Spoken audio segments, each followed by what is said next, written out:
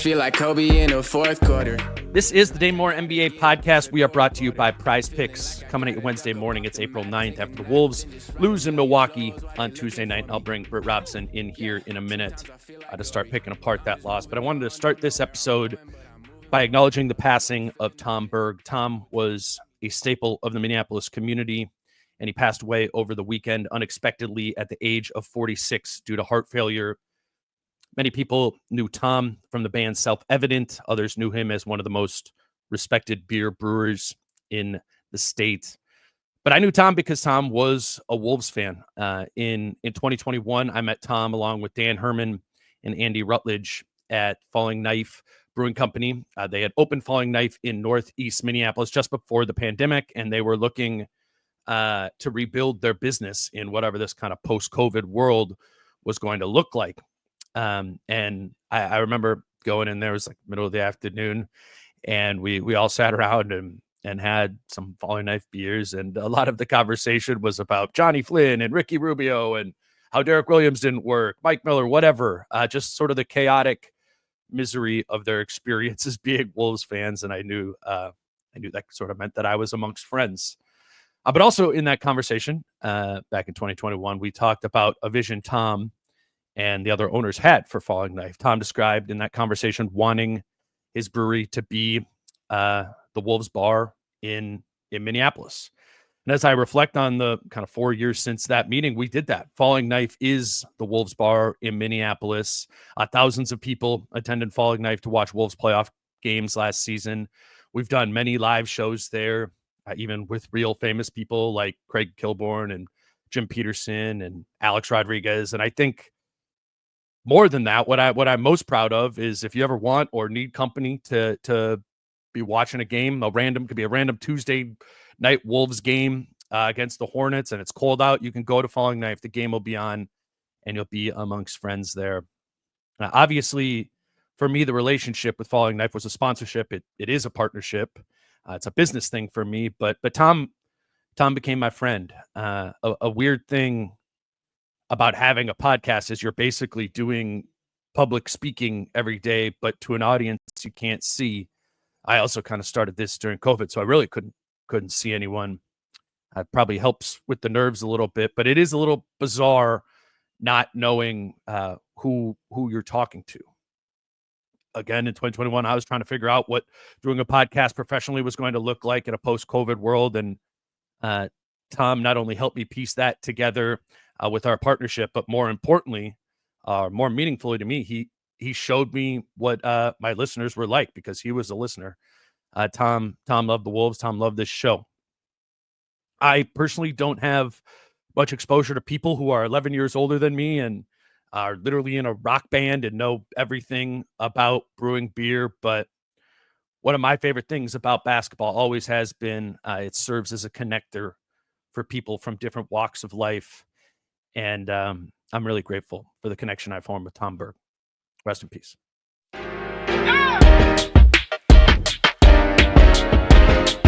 Hey, yeah. All right, we are now joined by Britt Robson. Britt, Wolves lose. What was the final score last night? 110-103 in pretty dramatically terrible fashion. It's another fourth quarter collapse, another clutch time loss. We've done this podcast before, but we have to acknowledge it again. We haven't talked. I thought it was such an encouraging first three quarters from this team, and then about as bad as it got in the fourth. I got a bunch of little details to get into from that, but just kind of your 10,000 foot view of this thing. Well, it was the most consequential regular season collapse in Timberwolves history. They were 10 minutes away from a 4 seed, and now they're the A seed. That is incredibly consequential. There were 4 games left in the season.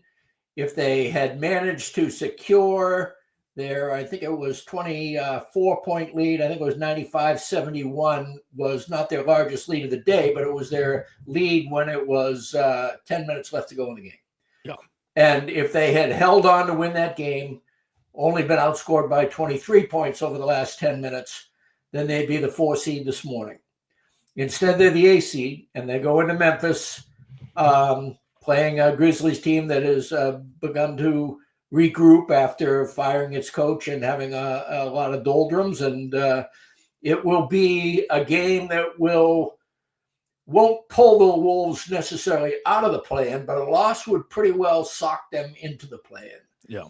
And so I think that the consequences of what we saw last night, just in terms of numbers, in terms of the standings, in terms of what they could do, was more consequential than any regular season loss or collapse that they've had. You don't move up and down the standings by 4 places very often with 4 games left in the season. I mean, that's extraordinary.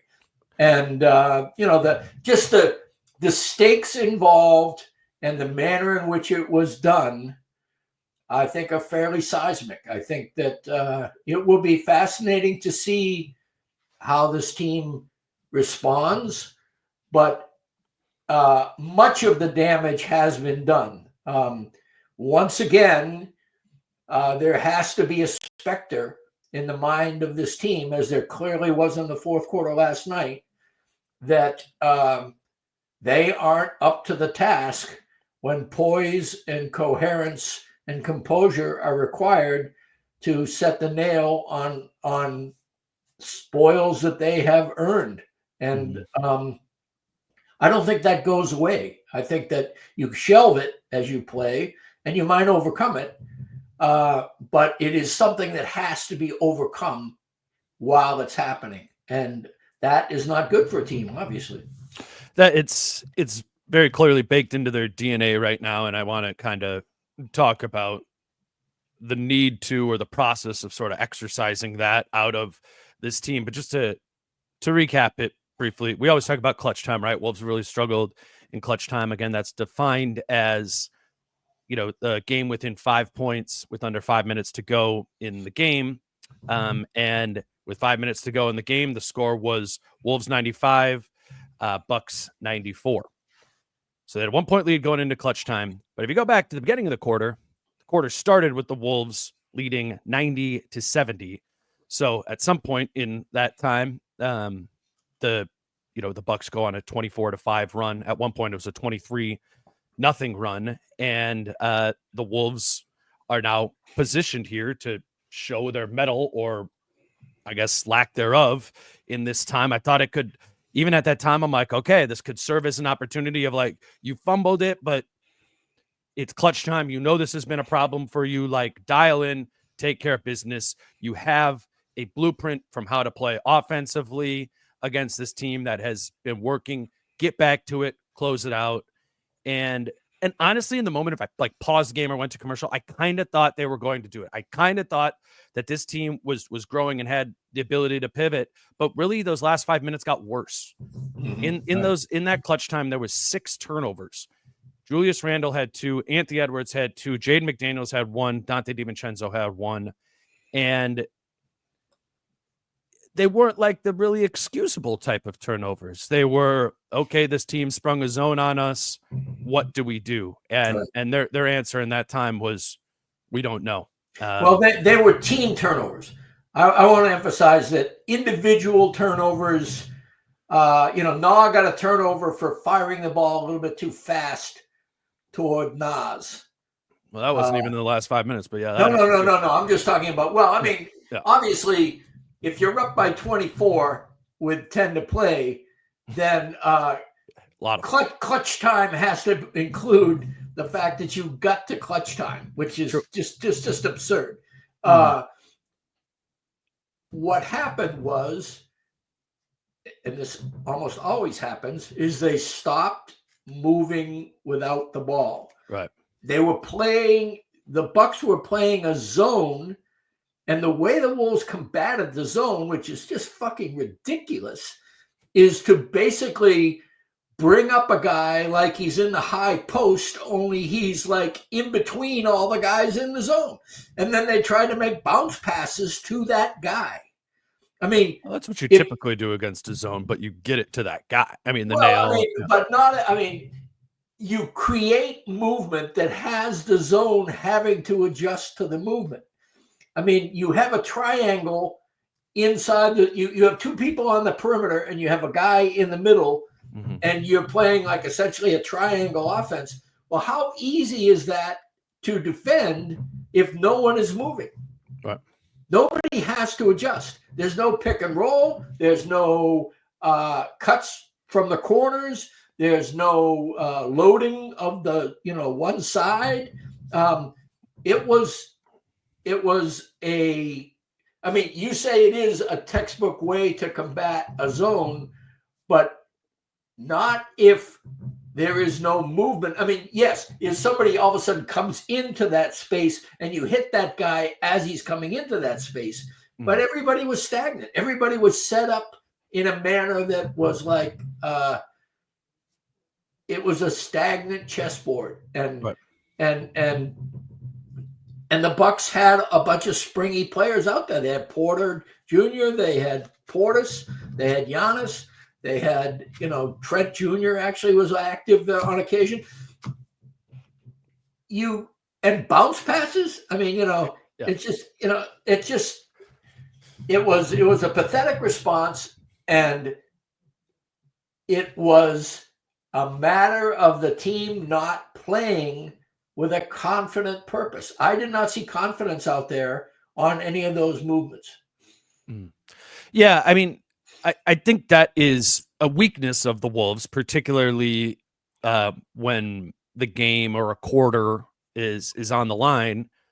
Ball movement often dries up, which I think in turn makes a logical counter to the Wolves offense being playing zone if you're playing against them. I think whoever they play in the first round should have that in their defensive package, because if you want to slow down the Wolves spread concept offense, the flow, like throw a zone at them, and they have to get into that ball movement and body movement or it won't work. Exactly. Frankly, that's the type of stuff that normally does in a college team, where a 2-3 zone throws off a high school team that doesn't have the requisite shooting. The frustration, I think, with the Wolves is they absolutely have the pieces of players to be able to counteract a 2-3 zone in the NBA. They just consistently don't, and they consistently get a tunnel vision against it that they look completely lost against it. There's been 20, 30 games this season where they've had pockets of time in the game where this happens and they don't know how to pull themselves out of it. They've shown that baked into the DNA. And, we've talked about this in the clutch time offense from a Finch versus player standpoint all season. And I think people who know that listen, like I've been more in the camp of like, just in general with sort of coaching, I view it as, the coach lays down sort of the precepts of it, and then it's on the players to execute it. That's largely been my stance on this as it pertains to Finch.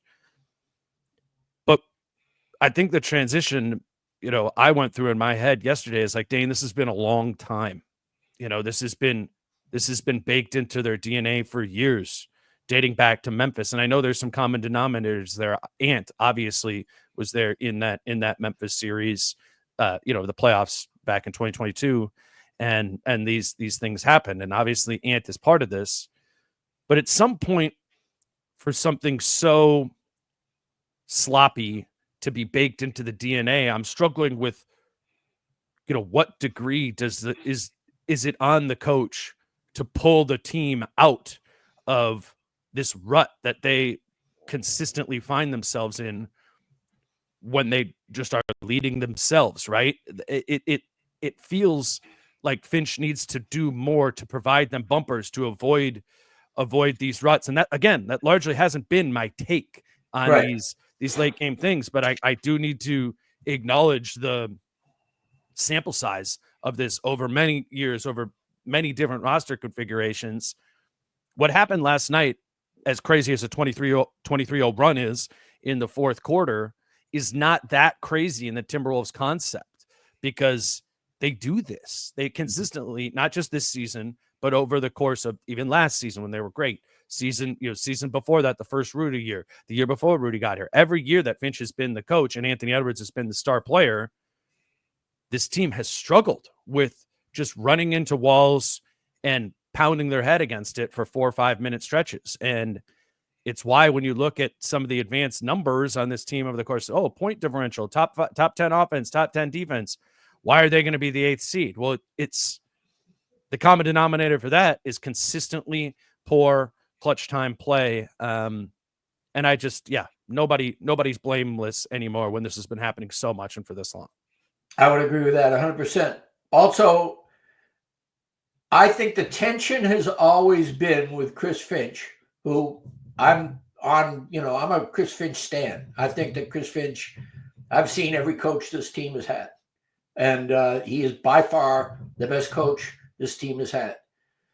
But he's not perfect. And where he is always on the tightrope is giving his players the freedoms to succeed or fail without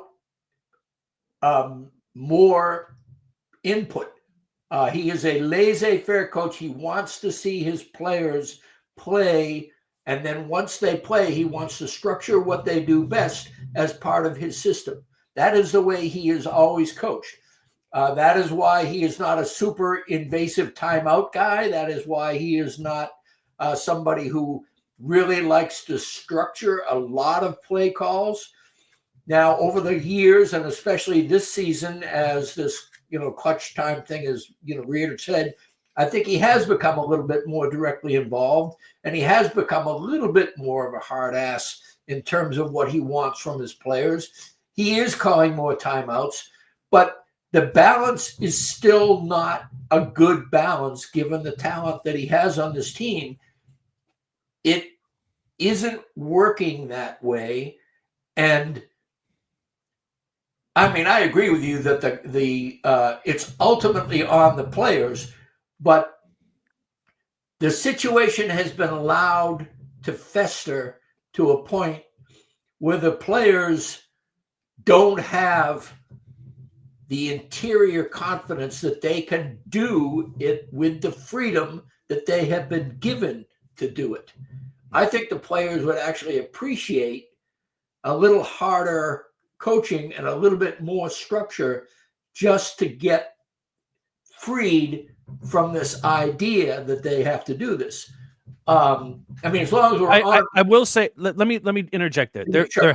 What we do know to be factually correct. I don't know if last night wasn't at the game, wasn't there for the press conferences afterwards, but in situations like this, after games, when we've interviewed players in the locker room afterwards, there has been admittance of the Ant or other players did not run what the structure was that Finch set up in the timeout. And I think that knowing that has happened numerous times is always what has kind of pushed me to that other side where it's like, well, the coach can't actually pull the strings and run this stuff, but he can wield the cudgel. Exactly. And so that's what I'm saying. That's the balance. And I've cudgel, whatever that means, but that needs, there's clearly, if we reflect on this season, there needed to have been more of that. And specifically last night, I mean, it's just ridiculous. That it could get to a 23-0 run and that your leaders, Finch and Ant, either or both,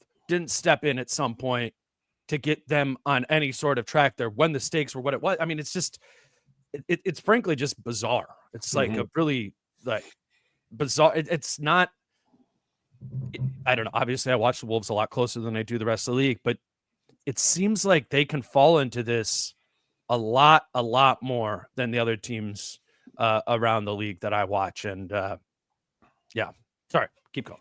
Well, I do think it is a team-wide failure.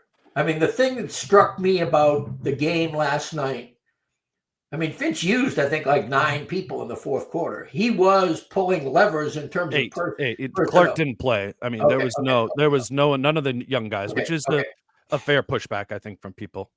Right. Well, I mean, except that I do think you had a situation where he was trying to respond to what the Bucks were doing. When the Bucks pulled their bigs outside and Rudy and other people were outside, and then they were easily getting in the paint during the beginning of that run, he brought in, I think it was Randall for Rudy or somebody for Rudy. Yep. And the Bucks began to punish those matchups. I think also you had a situation where Nas and DDV were beginning to turn the ball over and miss shots. He brought in the more reliable hands of Conley, and when and McDaniels came in at some point, who's another one of his kind of like safety belts in clutch time that has mixed results. But the overall point is, it wasn't like he was just standing there while the fire rained. I think that the blames I will have for Finch, and I just mentioned them, is that we are at the end of a long process that hasn't been addressed adequately. And so we are here in this situation. But in terms of what happened last night, I would assume, maybe I'm wrong, but when they're in the huddle, somewhere in that 23-0 run, he's saying, move without the ball, move the ball, don't stand around, because that's what happened. And there isn't, everybody has a person they can pick on, right? Because there isn't anybody without blame in this circumstance. But if I'm going to point my finger at Chris Finch right now, one of the ways I will do it is all season long, he has banked on the fit of Julius Randle. Mm-hmm. And Julius Randle has worked really hard to fit. And Finch has applauded that and fostered that. Even so, it has not been a good fit. I will give you the on-off post-All-Star break when the Wolves have like the 5th best record in the NBA. When Julius Randle's on for 565 minutes, 118 3-points scored, 116 8 points allowed, net rating 0.14. When Randle is off, 559 minutes, 6 fewer minutes than when he's on. 116.9, so they don't score 1.4 points. Randle gives them plus 1.4. Defense, 105.4. That is 11.4 points better on defense. Net rating 11.5 versus net rating 1.4. And a more revealing stat, Anthony Edwards, 780 minutes on the court since the All-Star break. 117.1 scoring, 113.9 defending, net rating plus 3.2. 344 minutes off. 121.5. The Wolves score 4.4 more points. 105.7. The Wolves allow 8.2 fewer points. Net rating with Anthony Edwards off the court since the All-Star break, plus 15.8. Right. Now, that is an indictment of Finch. That is an indictment of Edwards.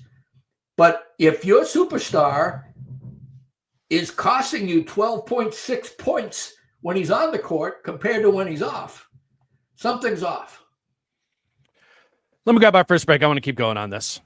Today's show is brought to you by Your Home Improvement Company. We know there are a chunk of you out there who are needing home improvement renovations done this spring. Your Home Improvement Company has a buy two, get two free triple pane window deal going on. If you want to get those leaky windows taken care of, you can get them with zero money down, zero interest, and zero payments until 2026. They also have a deal on bathroom renovations that are 30% off. Simple shower to tub conversion or a full-on bathroom remodel is 30% off.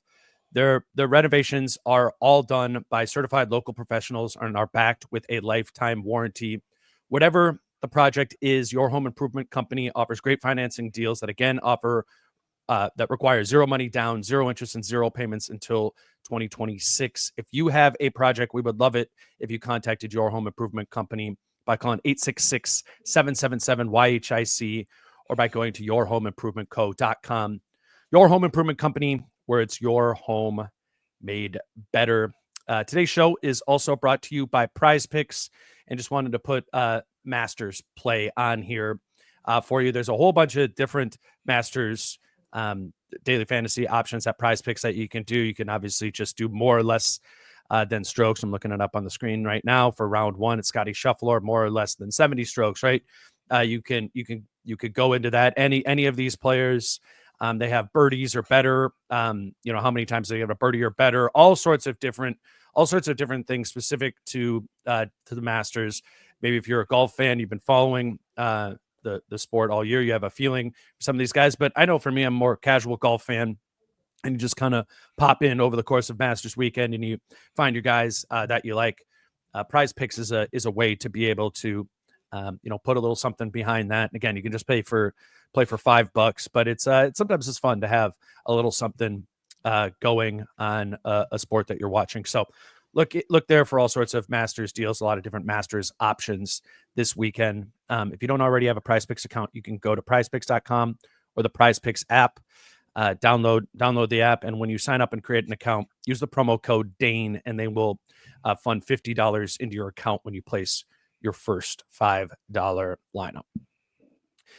Britt, related to the late game stuff, couple more things. I do want to acknowledge that the defense was really poor in the fourth quarter last night, and I think that highlights some of the conundrum that they were having between playing Gobert or not playing Gobert.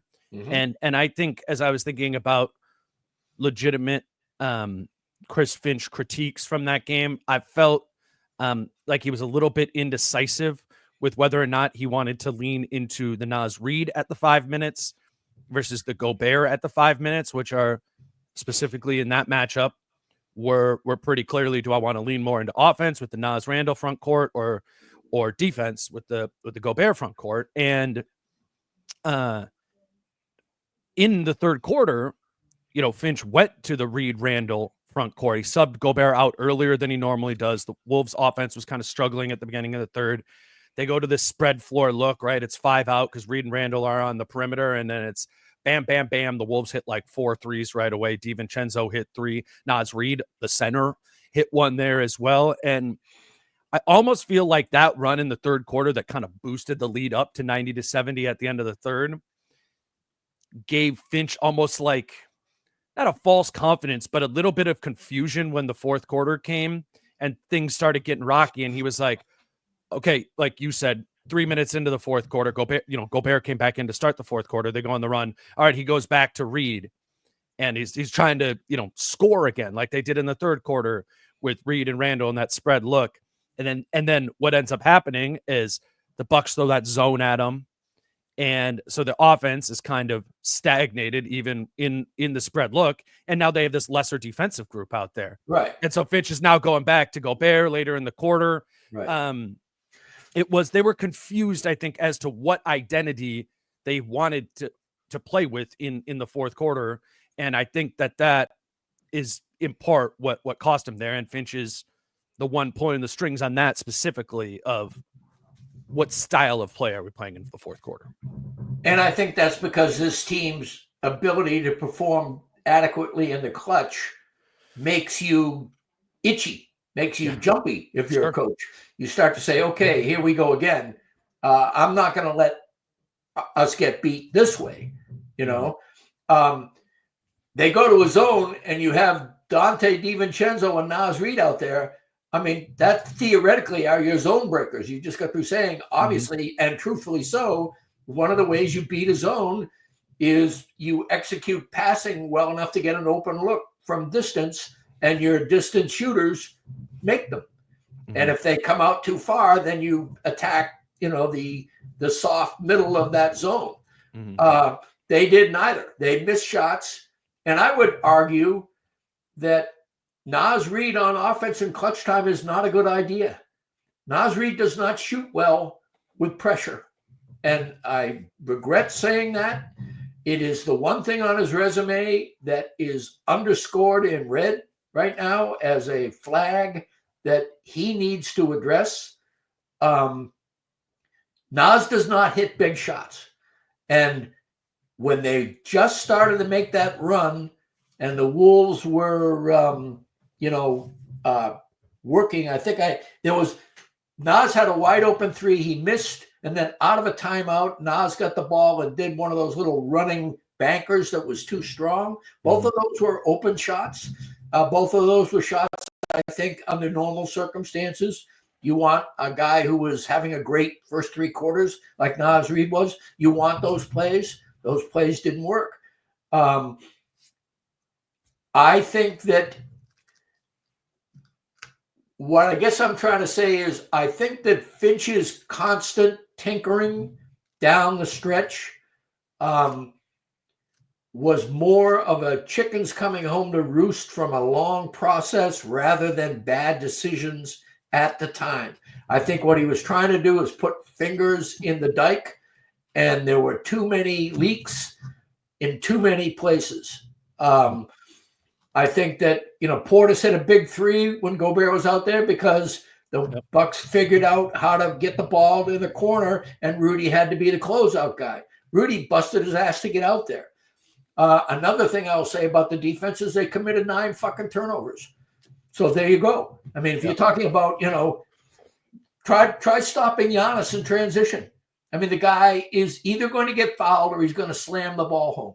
I will note that a lot of them weren't live ball turnovers. They were turnovers. Only one was a live ball turnover that went the other way in transition. So it was threw the ball out of bounds, set your defense back, and they still. I remember 3 steals in a row by Porter Jr. that were, it wasn't in the clutch. I'm going off of a Jace tweet. Okay. That he looked that up. It was some transition too. Part of it was it was half court defense as well. It was both. Okay, and that's fair, but I will say that after that kerfuffle between Porter Jr. and Rudy, Porter Jr. intercepted the ball 3 times, and I think he might have missed one. The other one was an alley-oop to Giannis, and another one was coast-to-coast slam. By the way, on the 2 turnovers that Randall himself didn't commit, he did his little home run trot down the court as everybody was flying by him. When he did turn the ball over and Porter Jr. had a head of steam, he actually got on his horse and tried to stop it and didn't then. But it was really interesting to see, hey, Julius Randle can run if he's definitely the person who is being hung out to dry right now. Right. Yes, you could argue that the fact that Bobby Portis was back on the team and seemed to be hitting the ground running in midseason form after a 30-game absence gave them another tool from outside. You can also argue that when Randall let Giannis take a 3 at a very important point in the game, Giannis had made 8 threes for the entire season before then. It was not a bad decision. What it amounts to is the way runs happen is a snowball. You start with a small snowball. You made some mistakes. Nas misses a couple of shots. They get it back. Rudy has to guard Porter Jr. a little bit too far out from the basket and commits a foul. Jaden McDaniels gets beat off the dribble and has to goaltend on a play. There are all these little things that happen that if you have the poise and the composure and the belief in yourself that, hey, okay, that happened. Now let's go back and get it back. That is not there for this team. And that is why the snowball continues to get bigger.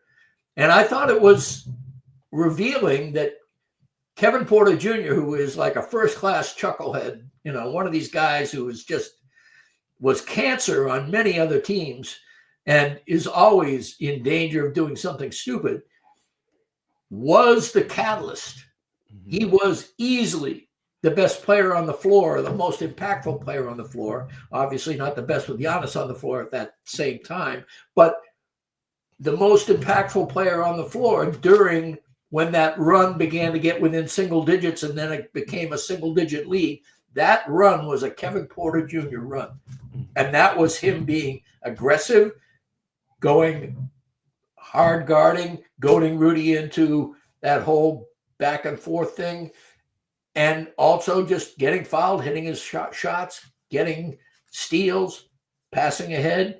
It was a guy who rose to clutch time versus a team that shrank from it. I think to the Gobert sporadically being out there in the fourth or not being completely relied upon in the fourth, which again, I explained what I think Finch's thought process was on that. Sure. In the third quarter, they had a lot of offensive success with Gobert off the floor. I just thought it was interesting that Gobert wasn't relied on. I thought maybe his play over the last couple of weeks was just like Rudy has earned he's kind of closing now no matter what. I know they've talked about the importance of being able to close with different guys at different times and needing to have a flexibility. I think that makes sense. It was a little surprising to me, again, given how well Gobert has been playing recently, that was as up for debate as it was in that game. You wrote about Gobert for this week. I'm just going to steal the on-off Sure. stat that you had from that. Gobert, this is prior to last night's game against the Bucks. He'd returned from injury 13 games prior, and over the 13 games that Gobert has played since returning from his back spasm injury that kept him out for 3 weeks, Gobert has played 415 minutes in those 13 games, and the Wolves have scored 123.5 points per 100 possessions in those minutes and allowed 103.9 points per 100 possessions for a net rating of plus 19.6 per 100 possessions, which is, I mean, that's a better offense than the best offense in the league. That's a better defense than the best defense in the league. And that's a better net rating than the best net rating in the league. The Wolves have absolutely been killing it since Gobert returned from injury when he's on the floor. And then you look at the other side of it. During the 224 minutes Gobert has been on the bench during those 13 games, the Wolves have scored 114.6 points per 100 possessions and allowed 121.1 points per 100 possessions for a net rating of minus 6.5 per 100 possessions, which is a below average offensive rate, the equivalent of the worst defense in the league, and the net rating of like the Wizards, right? They've completely different teams over the 13 games with Gobert on the floor versus off the floor. And yet there still is enough stuff that comes up with Rudy over the course of the game that makes Finch question that, right? That could this happen in this matchup against Milwaukee? Do we want to just play him and let it sort of ride? And Finch chose not to, banking on the offense being better, I think, with Gobert being off the floor. And I think just the reality of the situation with this team is, in all likelihood, the offense is going to stink at the end of games. Just with this version of this team, it's just going to stink. And the case for Gobert is you're going to get really good defense. You're going to get better defense if he's out there. And again, hindsight's 2020. But that's perhaps something to look back on from Finch is Gobert specifically, and kind of having some of that indecisiveness surrounding Gobert, and again, what style of play they wanted to go with them. Absolutely. You can't say this is a guy who refuses to let us lose and then bench him during one of the most important clutch periods of the season. I described why he got benched because they were putting the bigs on the perimeter. Both Portis and Giannis are really good at. Giannis is great at dribble penetration, and Giannis is also added a pretty good mid-range this season. Giannis remains one of the top 5 players in the NBA. So, I mean, obviously, it is what it is there.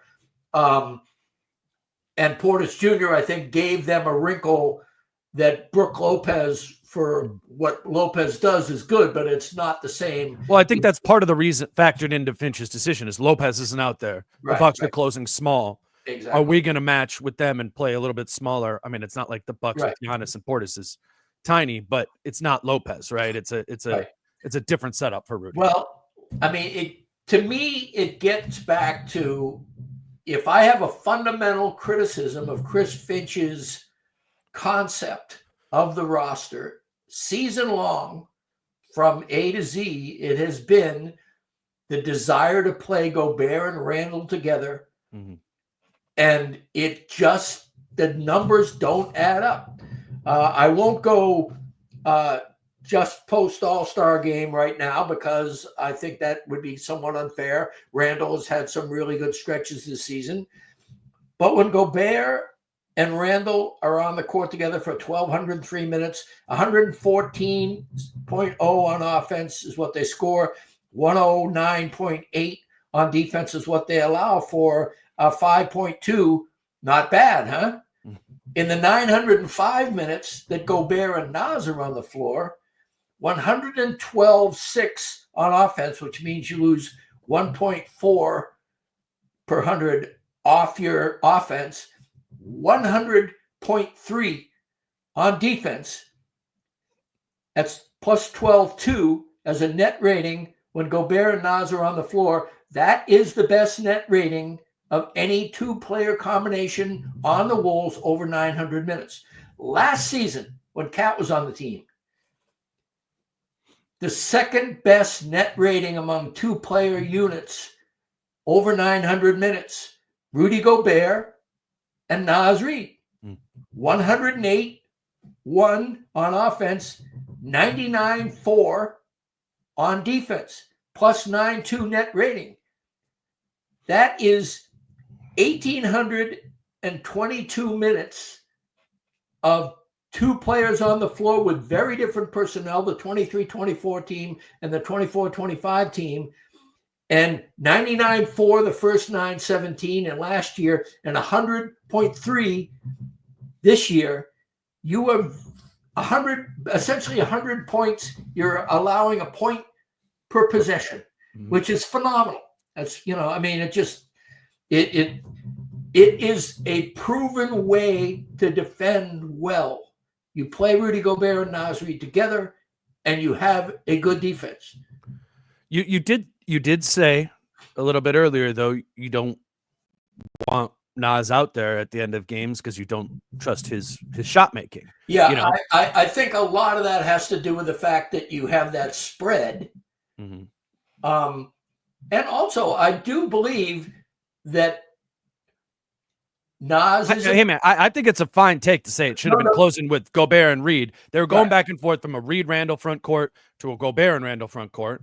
And it's a fair argument to say that maybe the one that they should have been pulling in this one was Randall. Well, let me... I've got this up here somewhere. In the last 10 minutes of the game where they're outscored 39-8, the player on the floor for that entire time was Julius. Well, Julius Randle had 9 minutes and 6 seconds of playing time. The next best was Mike Conley at 8:29, Anthony Edwards at 8:21, Jaden McDaniels 6:04, Dante 5:45, Naz 6:08, Rudy down there at 5:04. Now, Rudy was, the team was minus 21 and Rudy's 5:04, so it obviously wasn't working. Mm-hmm. But they were minus 25 with Conley, minus 23 with Randall. The point being, he rode Randall pretty much. Yeah. I mean, and as he is wont to do. And look, that's my little thing. I am. If somebody doesn't like Rudy Gobert, they could give you a 5 to 10 minute rant on why Rudy Gobert was awful last night. And if Naz Reid, Dante DiVincenzo, same rap. All I'm saying is that one of the things that has happened with this Timberwolves team this year is that they've never really felt like they've been on a solid footing in terms of last year, this year, and the 3 coming years. What are we doing here? Sure. Because Julius Randle is a weird piece. Julius Randle has a player option next year. And are they going to sign him? I mean, that creates all kinds of cap complications. If they're not going to sign him, then what are we doing here? Right. You know, I mean, are you going to not sign Naz Reid? You know, I mean, I will tell you just from the pattern of behavior suggests that yes, they're going to sign Julius Randle and not sign Naz. You know, I mean, then you hear different other things of, you know, they are going to bring Naz back, but if you're saying what have they prioritized? What have they prioritized this year? It's been Julius Randle. What do they prioritize? You know, in that game, I mean, that's where, and that's not just a Finch thing. That's a belief up and down organizationally that's, you know, where they're at. He has the primacy, and that's what this season has illustrated to us. And it's not Julius Randle's fault, aside from the fact he doesn't hustle a lot on defense. But in terms of he is who he is, and he is the player he is, and he has adjusted continually to what has been asked of him. Mm-hmm. I don't think that he is a malingerer in terms of trying to be a good teammate. I do think he is chronically lacking hustle in transition defense. I think it's a pretty easy thing. I also think that Anthony Edwards is chronically lacking in terms of defensive focus, both in transition and in the half court. And I think that is why, as I just noted before on these things, since the All-Star break, their defense is 105-4 with Randle off the court and 105-7 with Ant off the court. Mm-hmm. That's how you win basketball games if you're the Minnesota Timberwolves. You beat people with defense. Now, this year, they're down to 10th, and their offense is up in like 4th or 5th since the All-Star break because those guys get copious minutes. But it's not the personality of the team. And I guess what I would argue is there has got to be a through line. Sure. This team has had personality issues and character issues and definition issues, identity issues of who they are, because the personnel is not as, it doesn't slot in terms of future viability, in terms of current fit, in terms of remnants of last season's memories of what worked and what didn't. All of those things have required adjustments. And I happen to believe, even though it's been clutch time problems in the previous years, that it is part of the issue that we're seeing now. And I say all that also saying, I want to add, they beat the two best teams in the Western Conference exactly the way they were beaten last night. Sure, yeah. They beat Houston mm-hmm. in a total ambush fourth quarter run. They beat OKC the same way. It isn't like this only happens to the Wolves. And I do think the Wolves are also capable of doing that. And that's one of the things that happens over the course of an NBA season. But you can't ignore, again, the downfall against terrible teams. Having a Washington team that lost 16 games in a row, twice in a row, come in and beat you. A Portland team beating you back-to-back after they got beat by 38 the night before. All 48. These, I mean, all these things that are just. It's been a story of the season, man. And what links malingering against Washington in the first quarter and malingering against Milwaukee in the fourth quarter is we got this. We don't really need 100% here. We got this. Yeah, no, that's real. That is just factually how that is going in their heads, and that's something they need to fight. And I think that's a place where I bring up 23-year-old Anthony Edwards. And I thought largely he was terrific last night. He was kind of in killer mode until he wasn't. Let's talk about Ant. Grab one more break here. Today's show is brought to you by PXG, and spring is here. The time has come to get some new golf clubs. And that means it's time to head to your local PXG store for a fitting. PXG makes the best golf clubs, period. I went to the PXG store at Southdale and got fitted for clubs, length, weight, the bend of the club head. And I'm a casual golfer, play maybe once or twice a summer or something like that for a birthday or bachelor party or whatever. And what I always find in my experience of when I'm going as a casual golfer is it takes me 4 or 5, 6 holes to even figure out how I'm supposed to be hitting my clubs, right? Of understanding the way that I need to be swinging to be able to hit the ball relatively straight. What was really interesting about being at PXG was they had me do a couple of swings. They adjusted my club, the weight, the bend of the club head, the length of it. And that was corrected for me quickly. And I think, again, as a casual golfer, that's kind of what I need to be able to do this more often. Know that, I'm not going to spend this first 6 holes spraying the ball all over the place. And then by hole 14, be tired and be like, I might just kind of take this hole off and have a beer.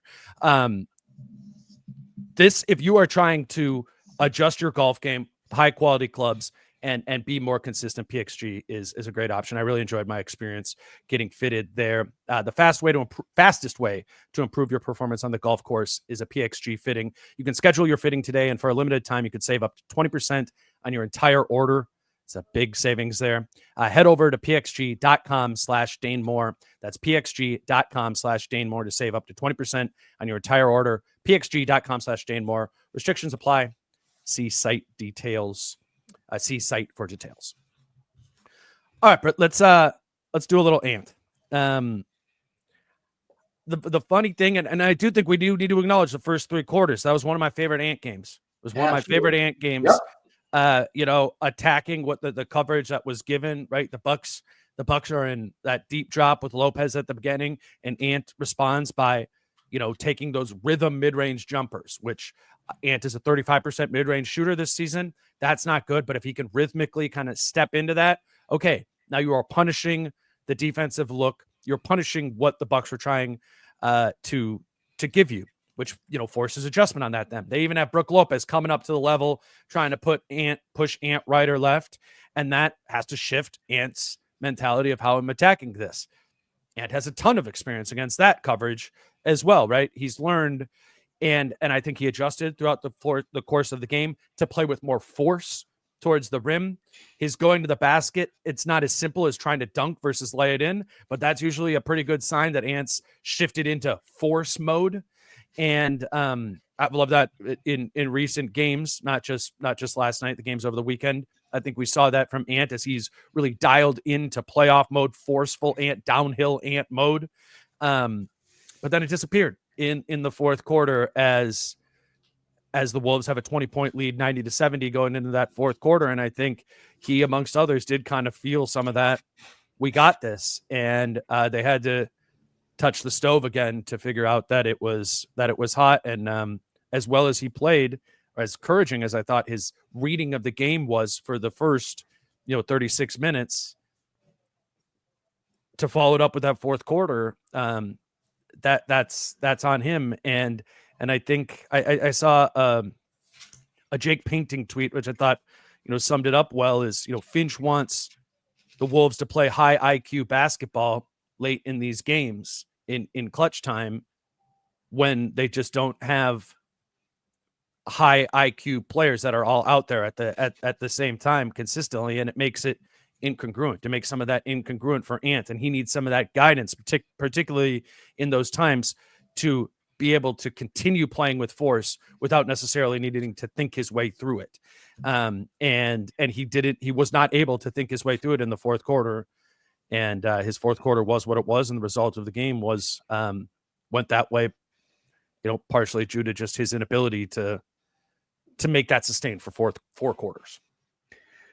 Yeah, I do think that twice he tried to split the double team, and one time Porter Jr. stripped the ball from him for a turnover. Another time, I think he missed the shot. Those were occasions where you did see him try to invade the zone, but there are other times where he hung around on the perimeter and missed open threes, or, I don't know how many shots he took, but I do think that he was part of a group that was trying to figure out a tall, rangy zone defense. And again, move the ball, move without the ball. My criticism of Ant a lot of times stems from the fact that if he doesn't have the ball in his hands, he is a much less intelligent player. He doesn't understand how his movement affects floor spacing. He doesn't understand that if he does do a cut, that's not on the scouting report. Nobody is worrying about Ant back cuts once he gets off the ball. And if they have to cut would be just add that'd be super helpful. And if they had been burned by that once or twice, all of a sudden that zone is not nearly as rangy and as clingy to that, bounce pass guy you want to put in the middle of the zone. It's just, you're right about talking about IQ. I mean, what I would counter is by now, and this is on both Finch and Ant, this is year 5, isn't it? Yep. Is it year 4? No, okay. Year 5. And it's let him figure it out. Let him figure it out. And this is what you need to do on figuring it out. And you can see the progress. It is 2 steps forward, 1 step back. Sure. Absolutely. And I do think that he is relatively coachable. But I also think there are stubborn aspects of his game that rear their heads at the wrong time. And there's also the hardest thing is, I don't need to repeat myself. Ant's play off the ball on offense, if it was smarter and more active, it would make an enormous difference on this team. And that's doubly true in crunch time when everybody expects your hero to play hero ball. And one of the ways to be a hero is to make things so much easier for your teammates. And one of the ways you do that is, if Anthony Edwards is cutting to the hoop, people better get over there. And if they don't, obviously it's a slam dunk. But if they do, then you're softening the zone. It's just, it is, as Jake Painting said, that's probably even middle IQ basketball. It doesn't have to be high IQ basketball, but it has to be enough to execute. Yeah.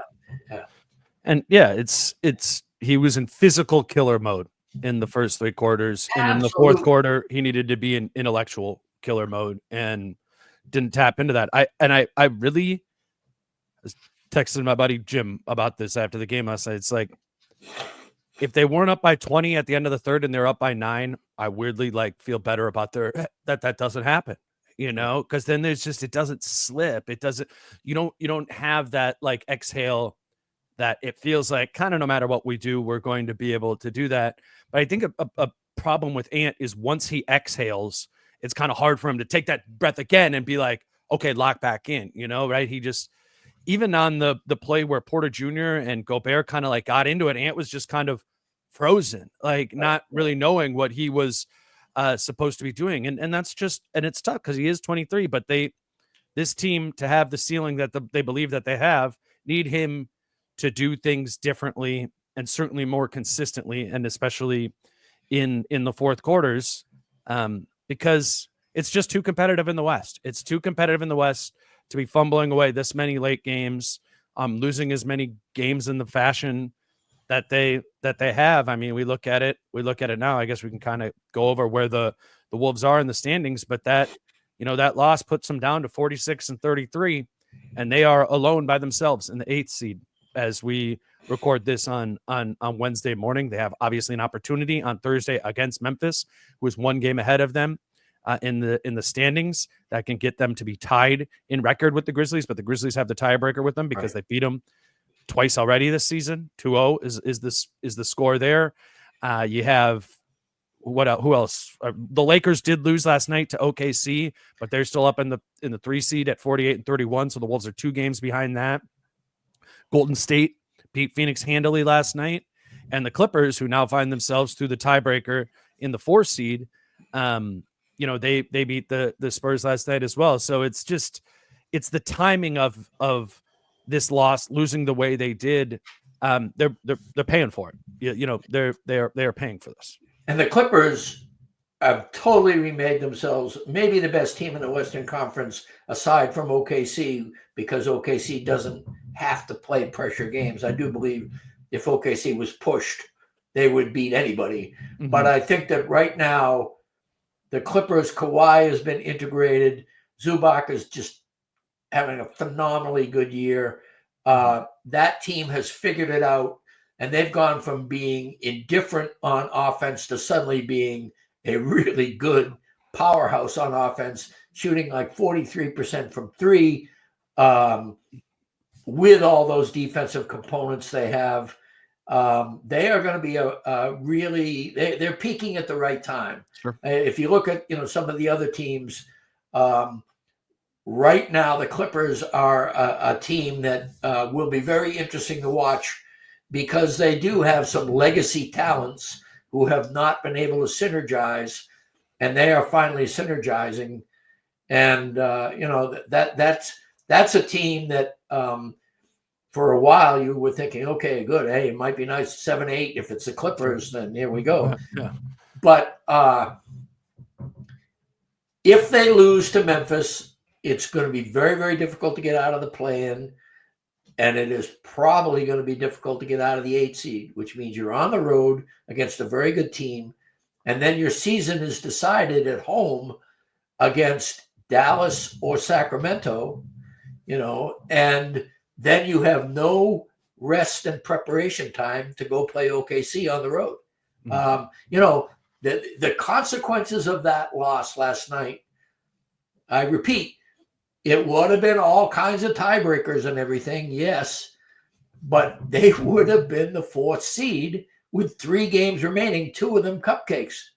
Right. So you could have been in the goddamn 4th seed if you'd beaten Memphis and then taken care of business at home. You would be hosting a playoff series with time to prepare for it. And instead, you are looking at going on the road in the play-in right now. It's just phenomenal.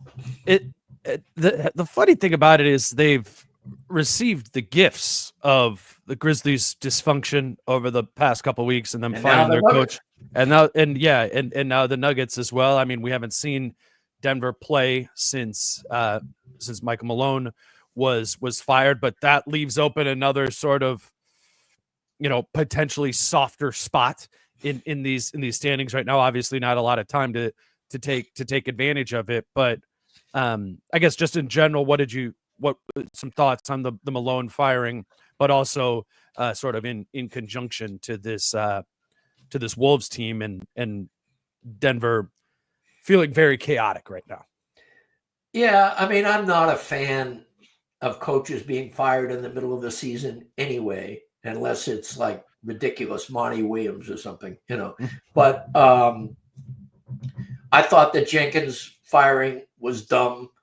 I thought that the Malone firing was colossally dumb. And I think the idea that Calvin Booth went along with it meant that what they want to do is say, okay, we're scrapping our blueprint and we're going to drop a new blueprint. I mean, I hear background that the ownership, Kroenkes, wanted to make young players more of the team. Well, okay, well, Murray's been hurt and young players have been playing. How's that going? Right. And so it's just stupid ownership, thinking they know better. Mike Malone's father was a pretty good coach, Brendan Malone. The guy is a basketball lifer. When he was in Sacramento, he was the only guy who got through to DeMarcus Cousins, and Sacramento fired him and hasn't been the same since. They were really, really good in terms of being on an improvement trajectory with Malone. And they fired him because he wasn't playing fast enough pace or some silliness. And then he goes to Denver and boom, boom, boom. All of a sudden, they're perennially good. Yeah, Jokic had a lot to do with that. But he put together a system and a team that was really, really good. And then they began to hemorrhage because that's the way the NBA works nowadays. You lose Bruce Brown, you lose Caldwell Pope, you lose Jeff Green, and Murray begins to, again, go up and down. Porter Jr. has not been as consistent. Jokic is carrying more of the load. Peyton Watson, yeah, I love Peyton Watson. Peyton Watson can't shoot to save his life and sometimes is much better off the ball than he is on the ball. Christian Brown absolutely a comer and somebody who is, going to be a good rotation player if he isn't already. But again, How do you feel it impacts the Wolves here? Well, I mean, I did my piece on Tim Connolly, and he said he continues to talk to Kroenke, weekly. But that, to put that in context, Tim Connolly talks to everybody all the time. I mean, he's one of those guys. He is a social savant. That's what he likes to do, is be around people, and he retains friendships. I also think he has talent here. Dell Demps and Matt Lloyd are close friends of his and people who have either been peers or mentors of his. Dell Demps gave him his first front office job in New Orleans. Matt Lloyd was on the road with him in Europe, all over and back. He's got his guys, and now he has his preferred ownership team, the people that aggressively went out and recruited him. So I don't know. I mean, he's the one that engineered the Gobert trade, and he's the one that engineered the Cat trade, and he's the one that drafted Dillingham. And I think he's put together a really, really good roster. But I also think to leave now for Denver would have to be a personal. Oh, that's where you're going with this? Like he's going to go back to Denver? Well, yeah. I mean, I think that he knows the city. Well, here's my point. My point is he's got the best situation that he could have because he engineered it over the last 3 years here. The only reason he would not stay here, I think, is because his wife and 3 children prefer Denver. I mean, what other reason would there be? Yeah, no, I wasn't even thinking about any of that. I mean, he's contract. He extended his opt-out 1 year, and so he has an opt-out right now. And so Kroenke's may decide they want to throw the world at him, which has not been their history at all. They've been relatively cheap in terms of contracts. I was more meaning through the the impact of how this could impact the Wolves in the standings here at the end, with Denver potentially plummeting. I mean, I guess I hear what you're saying, and there is an opt-out in Conley's contract. The first person I thought of leaving the Wolves after this was Mike Conundrum, who has not had a head coaching job, interviewed for the Lakers and Cavs jobs last season, has a great relationship with Nikola Jokic. They're going to be hiring someone, presuming that they're not going to stick with David Adelman, who's the interim coach right now. But yeah, that would Conley leaving to go back to Denver would be extremely unprecedented. But no, there's a connection there for sure. I just think Micah would be a more likely pivot there. Yeah, I guess so. I mean, I love Micah Nora. I think, what a character. He is a guy that deserves all good things. He is a spreader of goodwill and a tremendous human being. Do I think Micah Nori, he is a player relations guy as well. As terms of him being an X's and O's guy, from soup to nuts as a head coach, I actually think that he is better suited to be a lead assistant than he is to be a head coach. That is nothing personal against Micah Nori as a human being, but I think there are better head coaching candidates out there. That stuff's hard to know. I'm basically just going off of the relationship, and relationships are so important. And I do know that him and Jokic, from his time there, and every Wolves Nuggets game that I've been at covering, I've seen Micah Nori and Nikola Jokic chopping it up. That counts for a lot. Yeah, I hear what you're saying there. It will be interesting. We'll see who does Denver plays the Kings tonight. That's their first game. It could be. This could all serve as a bailout for the Wolves in a way if Denver really kind of plummets out here. Doesn't look like Jamal Murray is coming back anytime soon. There's an opportunity for them to drop a bit, and that could be what pushes the Wolves maybe out of the play-in themselves if they win some games. Otherwise, tonight, we got Lakers at Mavs as another one relevant here. The Rockets also play in LA against the Clippers. The Rockets, however, locked up the 2 seed last night by the Lakers losing. So Houston doesn't have any incentive to play tonight against the Clippers. Or I guess kind of for the rest of the season. So they might not be knocking off teams in the Wolves benefit sort of group. And then the Warriors play at home against the Spurs. So certainly opportunity for one of those teams to fumble the bag like the Wolves did last night in Milwaukee. But I guess really all the Wolves can do is now they're in the position where they have to win out and hope for help surrounding them. There is enough teams out there of the volume of teams in this sort of tiebreaker situation that it's very possible that one of them really coughs it up. And if we're looking around right now and assessing it from a vibe standpoint, obviously Denver's the team you look at, right, firing their coach 3 games in the season. In terms of more than one team being tied, 3-team ties or whatever, it goes to division record, and the Wolves are 31-19, I think it is. Or, maybe that was conference. But I know they have a really, really good 3-team tiebreaker. They have a lot to recommend them in 3-team ties. Head-to-head, they can't get past the Grizzlies. They can't get past the Warriors. They can get past the Clippers and the Nuggets. They're tied with the Lakers at 2-2 and tied with, the Rockets don't matter anymore. Who's the other team I'm not thinking of? I think you got them all. Okay. Yeah, Lakers, the Lakers, who they're a ways behind. Clippers, they do have the tiebreaker. Denver, they have the tiebreaker. Golden State, they don't. Memphis, they don't. Okay. But if you do get into multi-team tiebreaker combinations, they do well. Yeah, they do well because they're 3-0 against the Clippers, 4-0 against the Nuggets, and you start factoring head-to-head or whatever with how many teams are out there. So yeah, there's still the opportunity for the Wolves to win to be tied with some of these other teams and win the tiebreaker. They need to win in Memphis on Thursday, and then it's going to be the patsies of all patsies with Brooklyn back-to-back on Friday.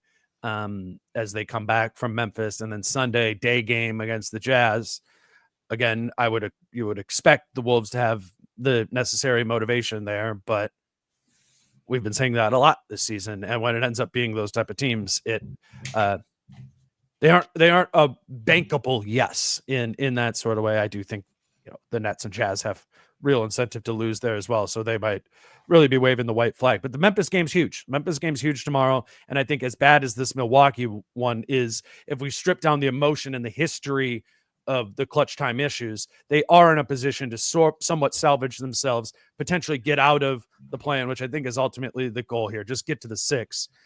There's a pathway to doing that if they do beat Memphis on Thursday. And I think that's what we're waiting. They can go one of two ways. I think that short term, coming off a loss this embarrassing is a positive.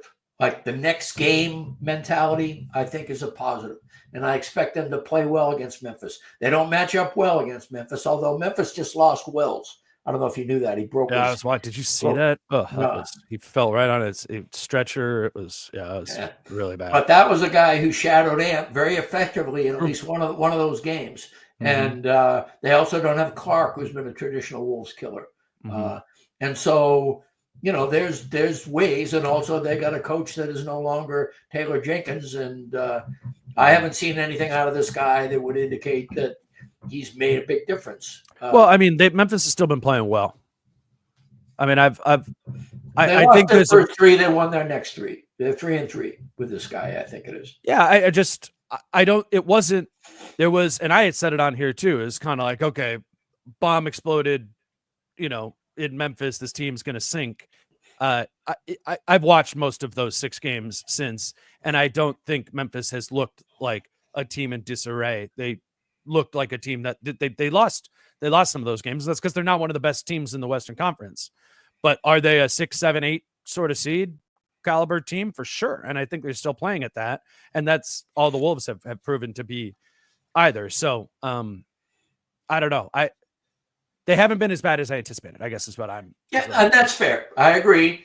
I just the false narratives that come up. I mean, this guy Taylor Jenkins, the Memphis's offense under the system that apparently Ja doesn't like was they had in their best offensive season like maybe ever in the history of the franchise.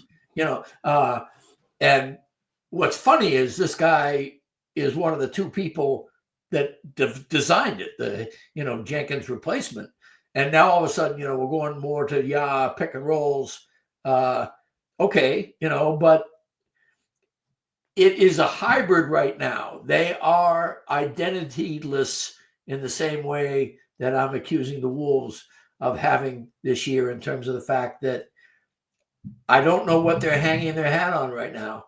I do think that that hasn't been my experience watching them. I Okay. think they kind of play the same, which wasn't perfect. On defense, they do. On offense, I don't think they do.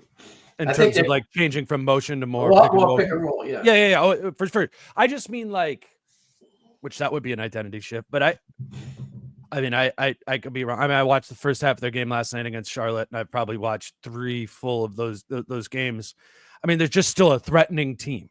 Oh, they're still a very threatening team, regardless of what. And I really do think that Triple J has done damage against this team this year, sure. Yeah. and Desmond Bane has not. But if you talk about a guy who has played extremely well since the coaching change for whatever reason, Bane is, I mean, he can rain down 35-point games very efficiently. Mm-hmm. And if both of those guys are on their game, JJ, Bane, and Ja again. Sure. And then they do have their, grit and grind concept that has never really gone away ever. Mm-hmm. It'll be a good game. It'll be a good game. I'm not saying that Memphis is chopped liver, and I'm not saying that the Wolves should be even favored in that game. But I do expect the Wolves to decide that they're not going to touch the hot stove with a charred hand. I think they're going to wait for the hand to heal a little bit before they touch it again. And they will. They will touch it again, but I don't think it'll be this soon. Yeah, we will see. John and Chris were in the locker room afterwards, and like many games that you and I have been in the locker room afterwards this season where they have blown it late. Reporting from John and Chris was a lot of the same as it's been. Move on. I think DiVincenzo said after the game, we were coming off of a great stretch and this wasn't good, but we move back. It was the same sort of no fear. We're going to get this right. Back right, which is going to be a tired trope by the end of the season if it doesn't, come to fruition. But and to be honest with you, I always find these circumstances to be totally useless. I mean, what are they going to say in the locker room? It doesn't matter what they say. Anything that whenever a team shits the bed or, makes this fantastic comeback, it's easy to spin it in a way that you have to spin it, but they have to prove it on the court. And they have a chronic flaw. That flaw will probably not be in evidence so soon after demonstrating it so blatantly, but it's, we're in game 79, or is it 80? 89. We're in game 80. So I think the patterns are pretty well established. Right. And the Wolves now are fighting this get out of the play-in. And right now, where they belong is not 4th, but 8th because of 10 minutes of letting go of the rope, whatever you want to call it, lack of poise and competence and composure. And that is part of who they are this season. But we talked about, we wanted to, I mentioned it off the top, the friendship I developed with Tom Berg at Falling Knife Brewing Company. They've been a longtime sponsor for this. You and I have done tons of live shows there, tons of times going in there to watch basketball games and hang out with the owners of Falling Knife. Then developed a friendship, I think, in ways us in conjunction with them help come together to build something kind of cool for the fan base here, and a bit of a home base in Minneapolis for watching games. We weren't there for the actual playoff games because we were at the playoff games, Right. but I was so proud of like how many people were at Falling Knife last year during the playoffs, because I knew how much that meant to Dan and Andy and Tom, who that was really their vision for Falling Knife when we, when they were building Falling Knife and wanting to work with us here on this show.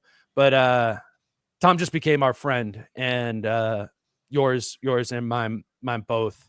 I knew we wanted to talk about this a little bit and just give you the floor. Yeah. What I was always impressed with was he was a basketball fan.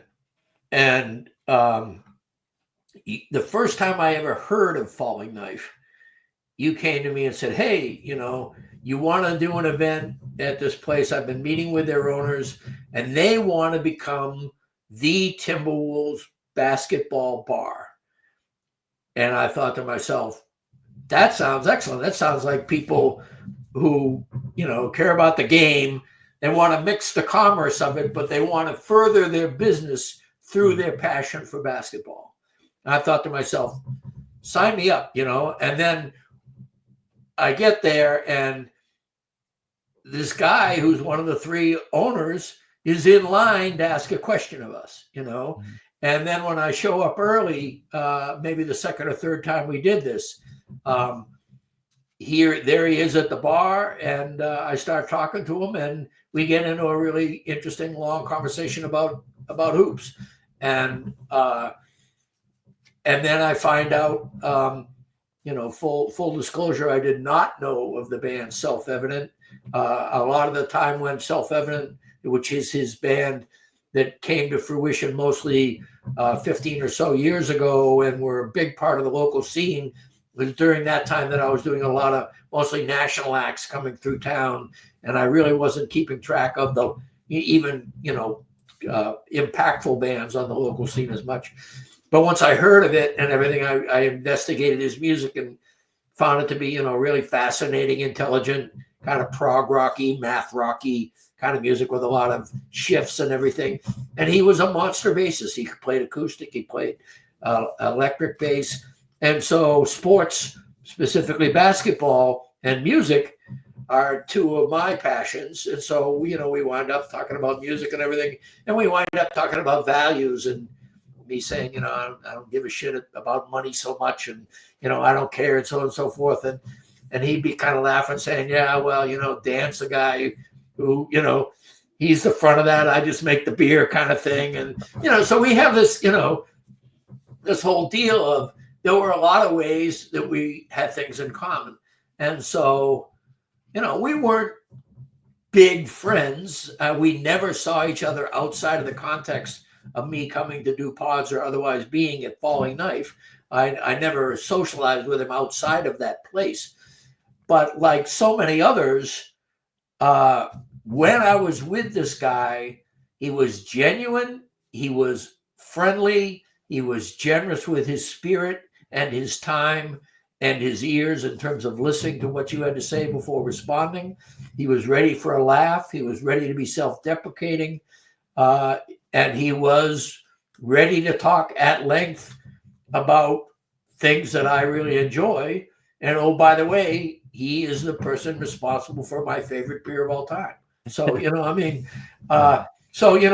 you called and told me that he had died after hearing from Dan, and we were privileged enough to be invited to a kind of a more intimate ceremony last Monday, or at least just a gathering, a kind of informal, and we got to meet his parents and some other people broader in their circle. It really had an impact on me in terms of it being, his mother was just like an amazing dude, Lady. just somebody. Yeah, but just, but it had like a dude kind of, okay. Somebody who just very easy to talk to, really, really thankful. 48 hours after learning that her son had died, giving back, and making us feel good for saying how much we cared about Tom and saying how helpful it was to her to hear that. I mean, all that stuff. He just came from good stock in terms of people who were blue-collar people who, his father kept saying, as a compliment, no bullshit. He was no bullshit. Or I did this. I had no bullshit when I was doing my work and everything. Tom was a no bullshit guy, and he was a people person, and he made fantastic beer, and he was a great fan and a loyal fan of a basketball team I've covered for 30 years. Yeah. And for all of those reasons, I'm really going to miss him. Yeah. It was striking on Monday, to be there and to talk with other people about Tom, who have connections with Tom that had nothing to do with basketball. Right. Yet in those conversations, I've found their experience with Tom to have mirrored mine, of the person that you look forward to. You show up at this, the concert, the event, whatever it is. And it's easy. He was just somebody you gravitated to because you knew when you were in conversation with him that the conversation was going to feel comfortable and that you were hanging out with your friend and somebody that liked you and that you liked to be with. That had for years had been my experience with Tom, but it had been around, different things at Falling Knife, largely around basketball. And I was just struck by the volume of people who had a special connection with him, and the diversity of ways that they connected with him. I'm gonna miss him too. Yeah, it's sad, and I'm grateful for having gotten to know him. I'm grateful for Falling Knife and just the ethos of that place. That's what really struck me when I went there that first time, and I didn't know them from whoever. It was clear that they wanted to build their business, but they also wanted to build a community, and they did that because of what Tom's personality was like, what Dan's personality was like, and what Andy's personality was. Everybody who does work there or has worked there. What a cool thing! What a cool thing to build with like your two best friends. And yeah, it's a sad day, and it's someone we're gonna miss as friends, but it's also somebody that we're gonna miss in this Wolves community. And yeah, we love you, Tom. All right. Next on the show will be Kyle and I talking about the Memphis game on Friday morning. We will whatever happens. Actually, no, Chris. Sorry, I'm gonna be doing it with Chris tomorrow morning. He's been on the road with his team for the last 5 games. We're gonna kind of get his perspective from the road, what this 5-game road trip has been like for the Wolves. Then they play Memphis on Thursday night, and Kyle and I will talk about that on Friday. We'll keep moving with this team. We'll be there for the play-in or the playoffs or whatever next week looks like. We'll keep covering this team. Britt, I appreciate you coming on and doing this with me today. My pleasure. Yeah, so until Thursday morning with Chris, he's Britt, I'm Dane. Peace out. How I'm feeling, man, I hope it never stop, yeah. Green and hot so you can find me in the crowd, yeah. Don't let standards ever bring you down,